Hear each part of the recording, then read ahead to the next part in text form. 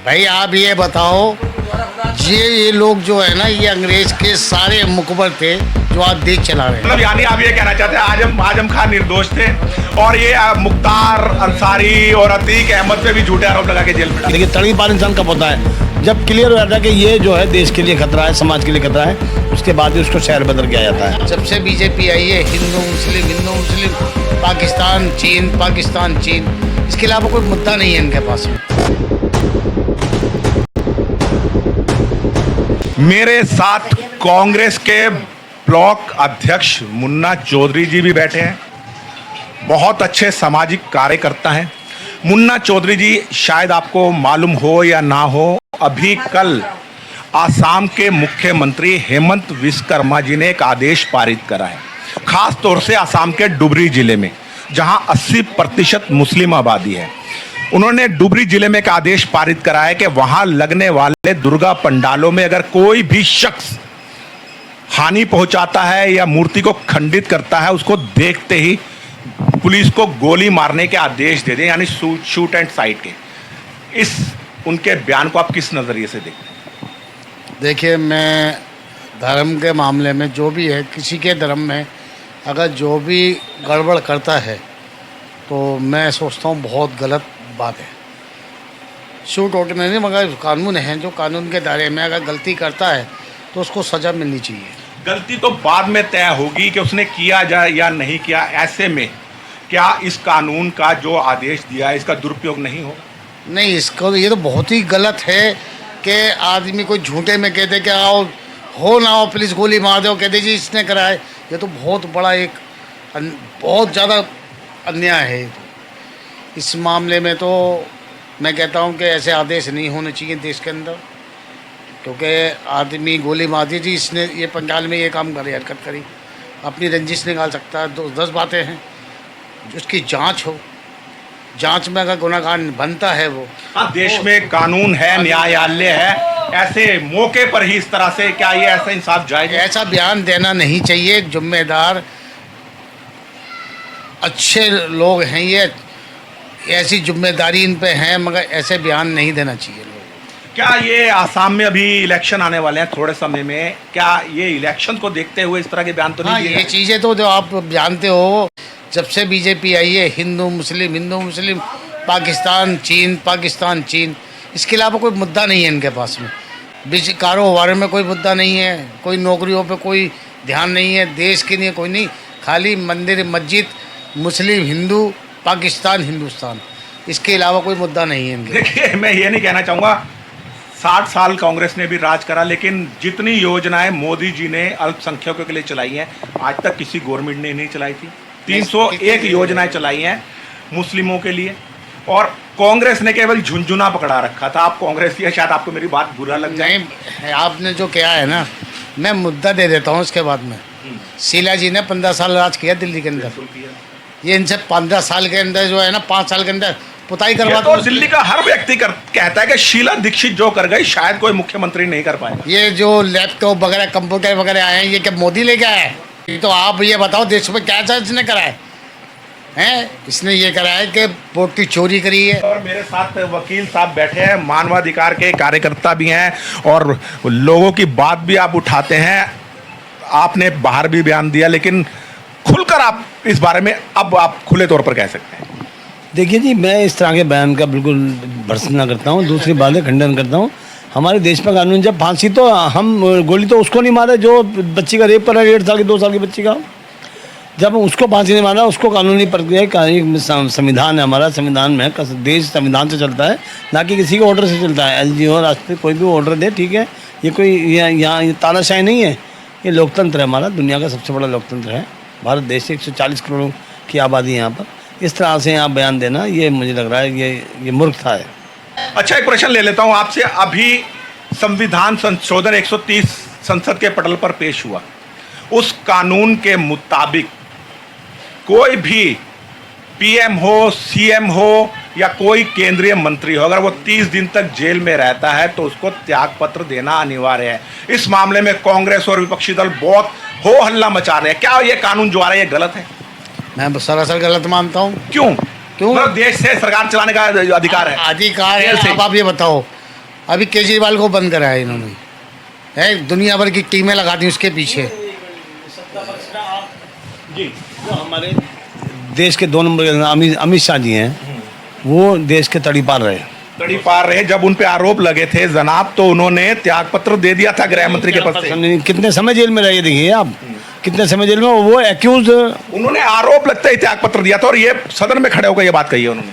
नहीं, आरोप लगते, उसके बाद वो तो देखिए तड़ी पार इंसान कब होता है, जब क्लियर हो जाता है कि ये जो है देश के लिए खतरा है, समाज के लिए खतरा है, उसके बाद ही उसको शहर बदर किया जाता है।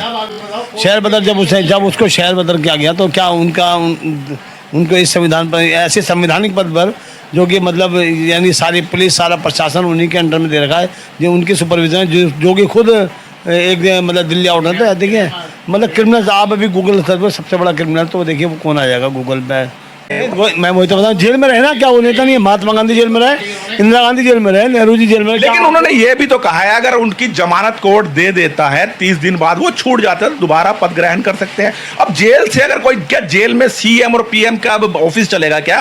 लालू जी के ऊपर इतना बड़ा आरोप लगा, 5 साल की सजा हुई, लेकिन नहीं जी हम इस्तीफा देंगे। केजरीवाल ने इस्तीफा नहीं दिया। नैतिकता के आधार पर तो इस्तीफा देना चाहिए। इस्तीफा दिया था, किसने कहा?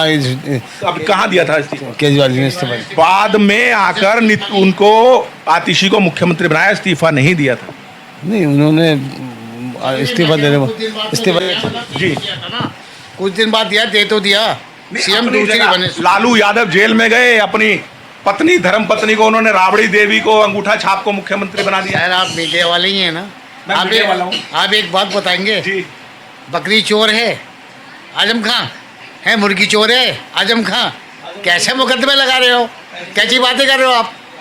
लेकिन वही आजम खान अपनी भैंसों को, जो उनकी भैंसें चोरी हो गई थी, पूरे यूपी डिपार्टमेंट की पुलिस को भैंस ढूंढने में लगा दिया था। आप इस बात को मानते हो? ऐसा देश की पूरी पुलिस उनके कहने पर चल जाएगी?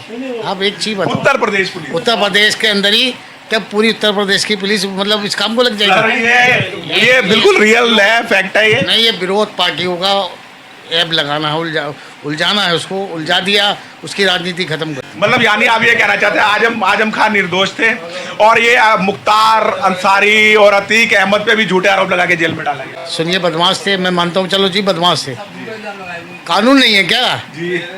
गोली मरवा रहे हो खुल्ला, तुम्हारी वोट चले गए, उनको गोली, जय श्री राम बोलते हुए गोली नहीं लग रही उसके। यानी योगी जी की तानाशाही हो गई है। तानाशाही पूरी गुंडा कर दी है तो आप मीडिया में रोज देखो 25-30 आदमियों को डेली पाँव में गोली मारी जा रही है, कानून नहीं है। अपराधियों के मारी जा रही है। अपराधी है, अपराधी जेल किस लिए बनी है? जेल सुप्रीम कोर्ट है, सुप्रीम कोर्ट बैन क्यों नहीं लगाता है ऐसे एनकाउंटर? तो सारे इनके ही बैठे हुए हैं सर, बैठे तो इनके ही हैं, इनके आदेश पे काम हो रहा है। क्या कर लेगी सुप्रीम? बीजेपी ये आरोप लगाती है कि सुप्रीम कोर्ट उनके, आज भी सिस्टम उनका चल रहा है। किस, कहाँ, कौन कह रहा है? आप ये बताओ। मैं बहुत मुद्दे हैं भाई साहब, मैं नहीं चाहता ज़्यादा उस पर जाना है। बाबरी मस्जिद को एक किस आधार पे राम मंदिर बनवाया? सिर्फ एक आस्था पे कि भाई हिंदू भाइयों की आस्था है, जीते क्या वो? एक आस्था पे तुम ये क्या गुंडा कर दी है? ये क्या इनके लोग नहीं है? आस्था तो हमारी भी थी, हमारी आस्था तोड़ के आप दूसरे की आस्था बना रहे हैं। भाई जब जहाँ पुरातत्व विभाग ने वहाँ पर खुदाई करी तो वहाँ मंदिर के अवशेष भी मिले। आप एक काम करो, पार्लियामेंट को खोदो ना, अवशेष तो इसके नीचे भी निकल जाएंगे। निकल जाएंगे हैं? फिर आप पार्लियामेंट के नीचे निकल जाएंगे पार्लियामेंट के। बदरुद्दीन अजमल जी ने, जिनकी आप बात कर रहे थे, अभी असम के डुमरी जिले के एमपी है, उन्होंने भी ये कहा था कि संसद भी हमारी है और ये सब कुछ हमारा है। भाई आप ये बताओ, ये लोग जो है ना, ये अंग्रेज के सारे मुखबर थे जो आप देश चला रहे हैं। क्या ये तो मुखबर थे, आरएसएस तो बाद में भी है। भाई ये 100 साल के थे कि हमारे हो गए। अंग्रेज का राज कौन से कैंप पे था? सारे मुखबर थे। मुसलमान को देश मतलब कांग्रेस ने आज़ादी दिलवाई थी। सुनिए, उस समय दोनों ने मिलकर, दोनों सब आज तक किसी कैदी को देखा है जो लीमोजिन में घूमता हो? गांधी जी लीमोजिन में अंग्रेजों के साथ घूमते थे, उनको पूरी फैसिलिटी जेलों में मिलती थी। क्रांतिकारी तो वो थे भगत सिंह, चंद्रशेखर आजाद, जिन्होंने जेलों में सड़े कोड़े खाए, इतने दिन भूख हड़ताल करी, नाकों के द्वारा उनके नलियां डाल के दूध डाला गया। क्रांतिकारी तो उन्हें आज़ादी तो उनसे आई है कि चरखे से आज़ादी आ जाएगी। चरखे से अगर शांति आती तो यूक्रेन में भेज दो, आप फिलिस्तीन में भेज दो चरखा। आप मीडिया में चल रहे हैं, मेरे लाइव चला रहे हैं। नहीं सुनी है। नहीं मैं आपको कह मैं रहा हूँ आपसे इसलिए इंटरव्यू नहीं, लेना, आपसे आज मेरे को बातें करने का बहुत मजा आ रहा है। मैं इतना लंबा इंटरव्यू लेता नहीं हूँ, लेकिन मैं नहीं आप चाय भाई नहीं, मैं आपसे एक सवाल पूछ रहा हूँ। आप पूछिए पत्रकारों से भी सवाल आप पूछिए आप। पत्रकार से यूँ पूछाऊँ कि आप पत्रकार हैं, बहुत अच्छी बात है, आपको बहुत नॉलेज है, मगर हमें इतना नहीं है। हम आपसे एक सवाल पूछ रहे हैं। जी पूछिए। बापूजी हो गए या कोई भी, मतलब हमारे नेहरू जी हो गए, क्या बोलो, सभी हो गए, ये बताओ देश को आज़ाद करने में क्या अकेला आदमी हो जाएगा? वो एक अकेला चना क्या फाड़ फोड़ सकता है? आपको चल गए ना उस वक्त। अब वो लोगों के पास गए, चलते गए, अंग्रेजों के साथ ही गए, लोगों को जोड़ा, एक संगठन बनाया उन्होंने, जिन्होंने अंग्रेजों से बगावत की। ये जो लोग कुर्बानी दी है, जिन्होंने फांसी हुई है, नाक से दूध चढ़ाया है, ये उनकी एक टीम थी, टीम के जवान थे। आज मैं मुन्ना चौधरी यहाँ ब्लॉक अध्यक्ष हूँ। मैं अकेला ब्लॉक चला लूँगा जब तक मेरा पूरा संगठन नहीं होगा। मेरा कोई पद पे है, कोई पद पे, वो इसी तरह टीम बनी है। उन्होंने आज़ादी इस तरीके से ली है भाई साहब।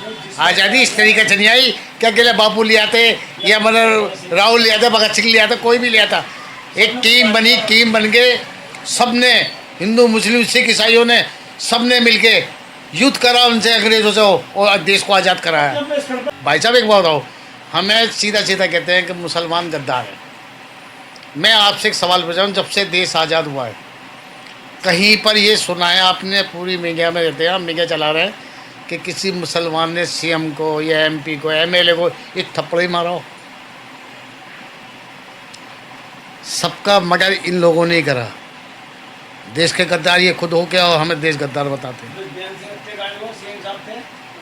आप बताइए, हमने किसको मारा? हमारा तो जो भी, अगर एक काउंसलर भी, हम उसकी भी इज्जत करते हैं, और जो बादशाह है हमारा, वो सर का ताज है। चाहे इसमें मोदी जी हों, राहुल जी हों, कोई भी हो, वो हमारा सर का ताज बनेगा। सबके प्रधानमंत्री, वो सबके प्रधानमंत्री है। हम क्यों मारेंगे उन्हें? हमें रोटी मिले ना मिले, वो हमारा राजा है। ये नहीं कि अभी मेरी झुग्गी तोड़ दी, उसके थप्पड़ मार दिए सीएम के। भाई ठीक है, उन्हें जगह चाहिए थी, तोड़ दी हैं, मगर थप्पड़ मारने की परमिशन नहीं दी है किसी ने। चलिए वार्तालाप बहुत लंबी हो गई है। बात कहाँ से हेमंत विश्वकर्मा जी के बयान से शुरू हुई थी और पहुँच गई देश की आज़ादी और दूसरे मुद्दों पर। लेकिन आज की वार्तालाप में बहुत अच्छा लगा, आप सबका धन्यवाद।